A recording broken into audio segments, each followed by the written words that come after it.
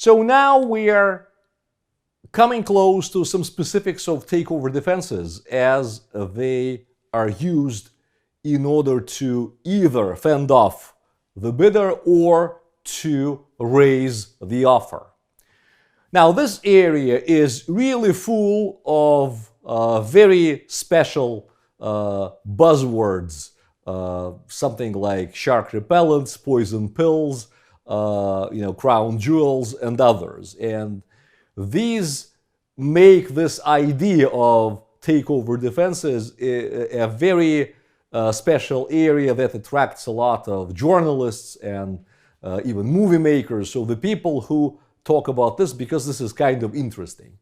But what we will do here, we will talk about what exactly is done, why, and how that potentially results in value creation. We will break down takeover defenses in two major areas. One area that is discussed in this episode is a set of measures that are actually takeover defenses that exist before the offer. And if the offer is made, then, so before they were sort of sleeping, and then they wake up. So these are like some specific weapons that are being stored in the company, normally but in the company's charter, to make sure that if someone comes, then they can use them. And the other set that we'll discuss in the next episode is what can be done after the offer was made. And that creates sort of a dilemma to what extent this is fair. If we try to fend off the potential bidder, then this bidder is sort of treated in a discriminatory way. So let's start with the pre-offer defenses. Let me put it like this is takeover defenses part 2, pre-offer.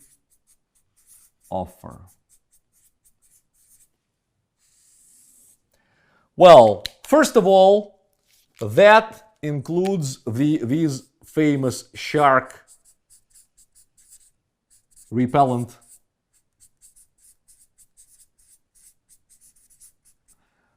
these are charter amendments. Well, one is staggered board. That means that although, let's say, in the board of directors, by the charter, you can re-elect only, let's say, 1/3 of the members each year. So if a bidder comes and does get control in terms of the stock, then the bidder will be able to control the board of directors at the earliest in 2 years. Because this year, the only way is to re-elect 1/3, and then in the second year, another third. Well, again, it's kind of strange, right? Because, you own this control, but in the charter it goes like this. And maybe when there is no potential takeover, this is nice. No one bothers. That goes in accordance with a certain procedure. And that becomes a problem only for the potential bidder. Now, by the same token, there may be things like supermajority. That basically says that for all important decisions in the company that do not deal with its potential takeover, it's fine to have the majority of voting stock. But to approve of the takeover, you have to have, let's say, 80% of the stock. So clearly, for the buyer, it's not enough to get control. The buyer has to pay more for, let's say, other 30% of shares of stock outstanding. So that just becomes much more expensive. Or maybe the so-called fair price. So there is an amendment that if a significant block of shares is being purchased by an outsider, then there's a certain formula that says that you have to pay at least that much. So this is aimed at blocking control, and they just make the obtaining of control much more expensive. That is why it's called shark repellent. Maybe if you said, well, our charter is like this. And again, the buyer knows that because you can buy one share of stock and then you get access to the charter of the company because you become a shareholder. Then you read all that and you realize what's going on. Now, the next thing here is poison pills.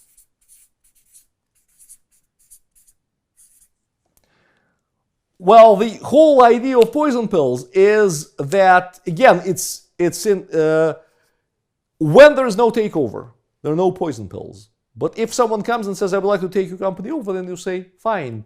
Now, the existing shareholders are being treated in a preferred way. You can say, this is unfair. Well, it is, but it is sort of inside the charter of the company, and so these poison pills are triggered only if there is a hostile takeover attempt. And that may be, let's say, that you can offer stock to the existing shareholders at a bargain basement price that is below the market. So these people accumulate larger blocks of shares and effectively they prevent the bidder from getting control. Or in some cases, you may go ahead and make offers to even buy the stock of the bidder on some terms. So, but this whole idea again, so if you went ahead and made a takeover, then you swallow this poison pill, and that becomes unfortunately more expensive and more headachy for you.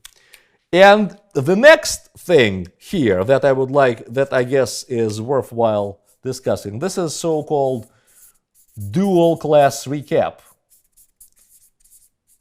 So that is part of the broader class of strategies in M&A transactions. This is restructuring or reorganization. But dual class recap is as follows. So there are various kinds of shares of voting stock. So some of them are just plain stock, but some have superior voting rights. All that happens before the offer, so this sits in the charter. And these super voting shares of stock, they normally belong to the big stakeholders in this company. So sometimes if you buy, it's difficult for you as a bidder to buy stock from these special guys. And therefore, if you buy a lot of stock from all other smaller people who don't care, then still you cannot enjoy majority. So all these things, they indeed are sort of an unfair or discriminatory treatment of the bidder as a way of takeover defense. But they are all prepared before the offer. So to some extent, you can say, well, this is discriminatory, but this is not unfair, because anyone can know what's going on if this company comes in and makes a tender offer. In the next episode, however, we will go on and see what can happen after the hostile offer has been made.